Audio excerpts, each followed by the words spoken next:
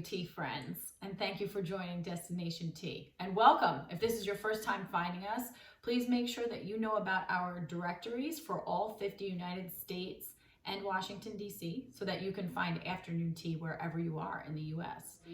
This is part of some content that we want to continue developing to help people to host afternoon tea at home. So if there's anything in particular that you'd really like to know more about, please comment below and I will check that out. Destination Tea this month celebrates its 4-year birthday.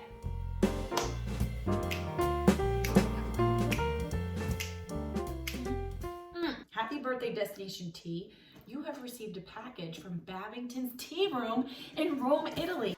This is just amazing. I thought that they were going to send us a couple of teas. They sent us 2 bags of all different kinds. This one is called Sleepy, Cherry Rose, Kaha Chai, my goodness, the children of Destination Tea love chai teas. Miss Babington's Blend. Oh, and you know there's a story. There's a story to this tea room. Do you know this tea room was founded in 1893? I love that. I love going to historical places for afternoon tea. Look at this. You can't see this, but 2, 3. This is like 10 teas they sent us. Amazing. And one of the best birthday presents Destination Tea could ever wish for. Thank you so much, Babingtons. We're going to show our gratitude by sipping some of this delicious tea right now. Okay, so what we're starting with is an electric kettle. I've just plugged it in, okay? Now you don't have to have an electric kettle. We're going to talk in another post about how you can arrive at these temperatures, a little bit of tricks of the trade without having special tools. But for now, just to simplify the process, I've got an electric kettle which I have filled with filtered tap water, which is my preference, okay? You don't want to use water of a low oxygen content. That means it should not have been sitting around for a while. It shouldn't be distilled. It shouldn't be twice boiled. Like maybe you boiled water for some use for a previous pot of tea. You didn't use it all, so you're thinking, I'll just reboil the water, get fresh water, because that oxygen level being high in your water is going to help you get the best cup of tea, okay? So now, let us begin. Babington's has sent me their special blend. It looks like it's got Darjeeling and Keemum in it. And it tells me that I need to put it in boiling water. So I'm gonna, this is right here, up here, you'll see when I turn it on, it's lit up. This says 212. So if you're gonna get an electric tea kettle, definitely get one that's got a temperature gauge for you. That simplifies the whole process. So I'm gonna go ahead and start it, okay? And then while I'm starting it, I am going to get my favorite, my new favorite tool. This is an infuser cup with a handle, okay? The handle goes on the side of my mug, like so, okay? So it just hangs on there. This is so perfect, okay? And then just a little plate. That's all of the materials that you're gonna have to be cleaning, okay? Now, here we go, I have a teaspoon, okay? So, the law of the land is 1 teaspoon of loose leaf tea per 1 8-ounce cup. Now, an 8-ounce cup is, if you envision your mind's eye, your measuring cup, it's 1 cup in there, okay? So, this is larger than that. So I cannot just use 1 teaspoon. And that's very important to know.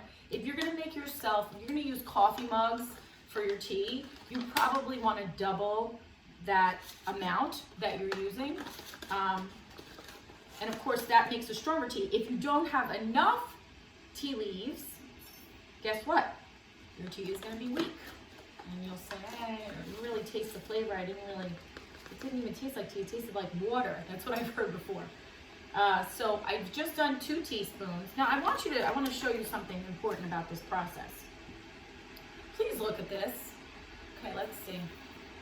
So this is filled right to here with tea leaves. Look at how low. Why do I need all of this room? Because guess what is going to happen to these tea leaves, which is the whole point of this steeping process. They are going to absorb this hot water and they are going to expand. So I just heard the dee, dee, dee, dee, dee. And now my water is at temperature. I'm gonna go ahead and pour it over. Just look at how simple and neat this process is. You could even blend them yourself in there if you wanted to mix a couple together. Okay, so you do not have to have a timer at home. It's fine if you wanna use your microwave, your phone, or just your intuition of the movement of time and space. But we're gonna set this for 3 minutes because that's what we read on the package, and steep it for 3 minutes. Why do you not wanna oversteep your tea? It completely alters the flavor, okay? And especially with a black tea or a green teas can sometimes be forgiving, but whereas contrast that with a rooibos and herbal, these teas you can just let them go. They're just gonna get more rich in flavor, more concentrated the longer you leave them. But a black tea, you wanna get that out of there after a couple of minutes, specifically 3 to 5 being the top end. And same thing with green teas. I wouldn't have them go too long because they get kind of like an astringent, tart taste that you may not enjoy. Some people put a lot of sugar and milk in their tea. They just kill it. They don't care. They steep it, they let it go forever, and then they doctor it up and they don't taste that bitterness as much. What I would encourage you always to do is try your tea. Do that for your tea palette. Try your tea first. Brew it according to instructions, try it, and then if you choose you want to add lemon or milk or sugar, go ahead and do that. And in another post, we'll talk about the smart way to do that as well. Okay, so this is going to go for a couple other minutes. And while that's steeping, I'm going to show you a couple other tricks that I have. Okay, so these are tea infuser balls. And they're different sizes. They come in all different sizes. They may not even be called tea infusers. They may just be called like metal infusers or stainless steel infusers. Here's one. You can find these at most cooking stores. Maybe your local grocery store will have some version of this. We have a farmer's market near us where I got this huge one. Very cool, okay? And why different sizes? Well, of course, and this is what we talked about before, the tea needs room to expand, okay? You see how small this is? First of all, I veer away from using this. My daughter gave it to me as a gift, which I love, so that's why I still have it. And I would use it for almost like a child's cup of tea, because what you want to do is allow the tea to have room to expand. This can only take literally 1 teaspoon of tea and still give it enough room to expand in there so that you get the best brew, okay? So I don't normally go with this one. I normally do this cup method with the infuser on the side. And I should say, I will include links to find all of these products that I'm talking about. For example, I will put a link to the teaspoon measure, but of course you could use a teaspoon measure that you have. This one is made, I'm gonna pull this out because I see my timer's about to go off. This cup infuser that has a handle on the side is made by For Life, but I have seen them sold and made by other manufacturers. I love it, comes with this little plate. So again, very little mess. Why do I save these? I'll tell you why. Because it's economical. And I don't like wasting things anyway, but what you'll do is you'll re-steep those leaves, and on the second steeping, it will have less caffeine, okay? So that's available for me if I want to make myself a second. Let me try this delicious Babington's tea blend. This probably holds about 5 cups of tea, okay? And this pot is more like 8 to 10, okay? So what I would do if I were doing the smaller, I'll show you, is I use paper filters. Now these paper filters were made in Germany with natural raw hemp and wood fibers, okay? And they are unbleached as well. So again, I will include links to help you find those, but these come in all different sizes. So you can have larger if you want to use it in a large pot, or smaller. For this case, this is the perfect size. So as you can see, I can just open it up like this, and then I will go ahead and add my tea leaves, okay, right here. And then this is what's wonderful about this. You don't need anything special to seal it, because as you pour the water over it, it will vacuum seal itself. And then you can also, of course, add your lid to kind of secure it a little bit more, okay? When you're done steeping it, what you'll do is pull it out, drip it out, and just put it to the side in a bowl, because again, you can re-steep it. You can redo that process. Now, how would I measure tea for a pot of this size? I would, since I estimate it's about 5 cups, I would do 5 teaspoons plus 1 more for the pot. okay? And that's just to make sure that we have a nice, hearty, flavorful brew. Okay, so now, final preparation. We're gonna either do a big pot, or maybe we've got a big party that we're doing and we're gonna do a very large quantity of tea and we're icing it, we're chilling it, we're putting it in the refrigerator and icing it, or we're using it for a tea cocktail. But we know that, so this is a smaller saucepan that I would use for a teapot of this size, but you might even use a very large pot.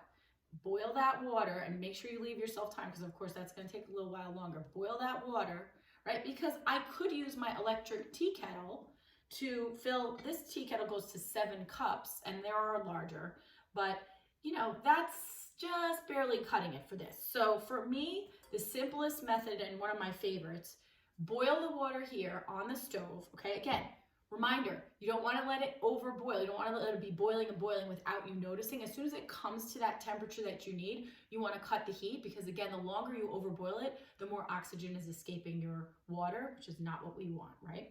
So go ahead, bring that water to temperature in here. Then I take something like this, a very large infuser, right? And I fill it up, you know, again, for a large pot like this, I would do about 9 teaspoons, because I would think this is about an 8 to 10 cup pot. So I could do 9 teaspoons, I could do 10. I always like to do 1 extra teaspoon for the pot, okay? So I would put that tea in here. This has a cute little hook on the side, handy dandy, so you don't get lost. And then I would have this in my water that I had already brought to temperature. Set my timer, however you like to do that. Let it steep. Okay, get that good flavor in there, and then just pull out my tea and let it rest for re-steeping later, okay? So again, you want to allow yourself that extra second re-steep, because even if you don't plan on using your tea that day, in that moment, you can certainly put it in a glass pitcher, stick it in the fridge. Tomorrow you've got a delicious high quality iced tea, and there is no need to sweeten it. Here's another way that I can do this, just a little variation on it. Instead of putting my tea leaves into the infuser, okay, I can put my tea leaves, and this is how they used to do it, right, in Jane Austen's time. I could put my tea leaves directly into, they used to do it directly in the pot, right? They would add the hot water, they would add the tea leaves, and they would pour the hot water over into it, into the pot, and then serve it around to everyone. And they didn't have strainers at that time. That's where we get the practice of reading tea leaves, because they would be left in the bottom of everyone's cup. We have a post on that, and I'll include the link to it below, because we went to this wonderful museum in Savannah, the Davenport House, where we learned about all of this. So you can see pictures of how that was done.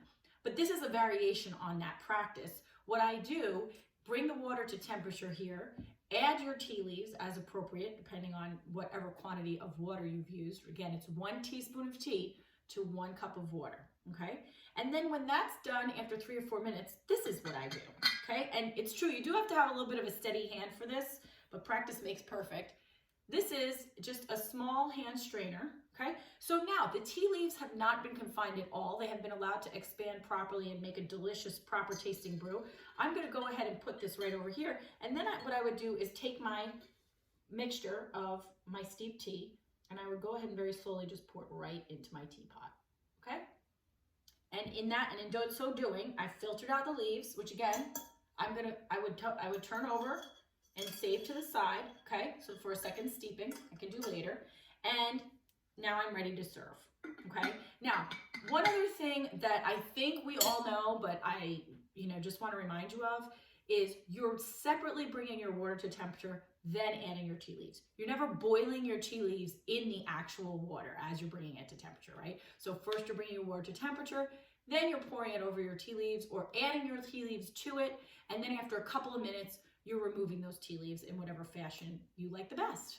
So again, please, thank you so much for your attention to our video today, and please check below in the details, because I will put links for the different items that we've had here today, some of our favorites, to help you find them easily. And that's all. I'm very much looking forward to your comments. Thank you so much for watching. Take care.